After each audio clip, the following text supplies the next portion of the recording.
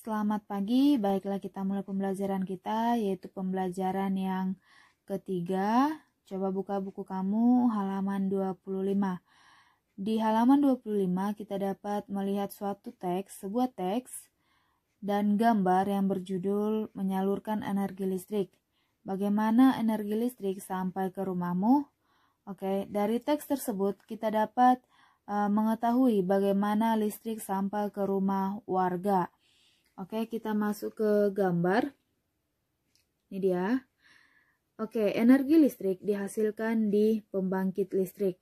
Di sini, dengan menggunakan sumber energi yang tersedia di alam. Contohnya, aliran air sungai, panas bumi, dan aliran angin. Itulah yang disebut dengan bahan bakarnya. Ya, bahan bakar ini itu sumber energi untuk menghasilkan energi listrik di pembangkit listrik ini.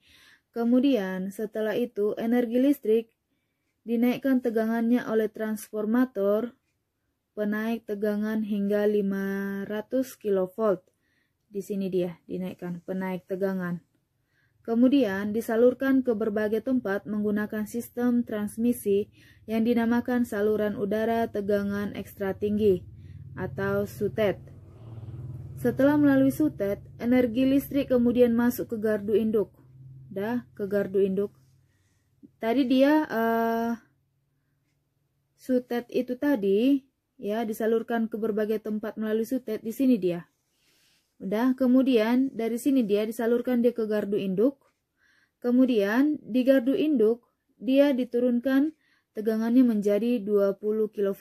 Tadi dia dinaikkan di sini 500 kV di sini. Kemudian diturunkan lagi dia di sini menjadi 20 kV. Kemudian dari gardu induk dia disalurkan lagi ke gardu distribusi dan diturunkan lagi di sini menjadi 220 volt.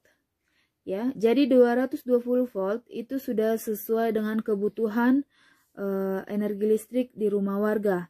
Karena sudah sesuai dari gardu distribusi ini, disalurkanlah dia ke rumah warga. Itulah perjalanan energi listrik dari pembangkit listrik ini hingga ke rumah warga.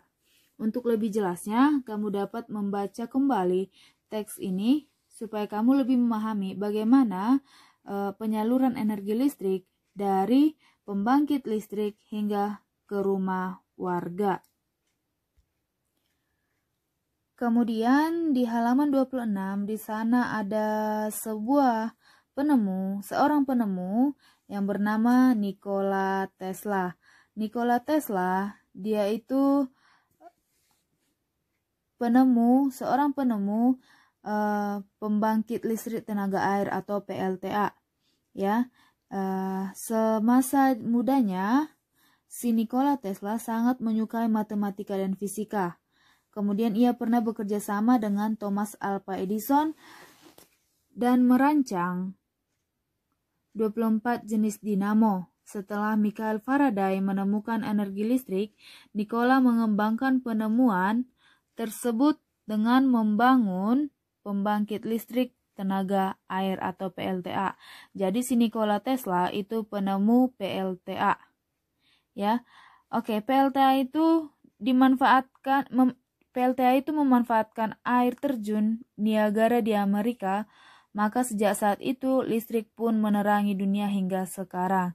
Jadi setelah si Michael Faraday menemukan energi listrik, kemudian si Nikola Tesla dia kemudian memiliki rasa ingin tahu yang besar untuk membuat suatu penemuan, yaitu membangun energi listrik tenaga air. Jadi energi listrik dapat dihasilkan melalui tenaga air. Oke, tugas kamu sekarang yaitu cobalah buat tulisan, yaitu isi tulisan kamu yaitu tentang proses penyaluran energi listrik dari pembangkit listrik mikrohidro hingga sampai ke rumah warga di lingkungan tempat tinggalmu.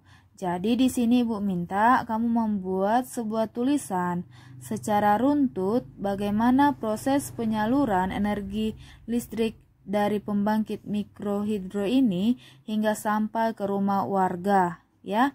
Jadi Ibu minta kamu buat prosesnya secara bertahap atau pakai nomor. Bagaimana sih prosesnya penyaluran energi listrik pembangkit mikrohidro hingga sampai ke rumah warga. Kamu bisa melihat Google dan Ibu minta kamu juga menggambarkan bagaimana prosesnya dari pembangkit listrik mikrohidro sampai ke rumah warga. Jadi di sini juga dikatakan perhatikan penggunaan kosakata baku dan kalimat efektif pada tulisanmu. Jadi jangan Ibu temukan dengan bahasa sehari-hari, tetapi gunakanlah bahasa sesuai dengan Kamus Besar Bahasa Indonesia atau menggunakan kata baku.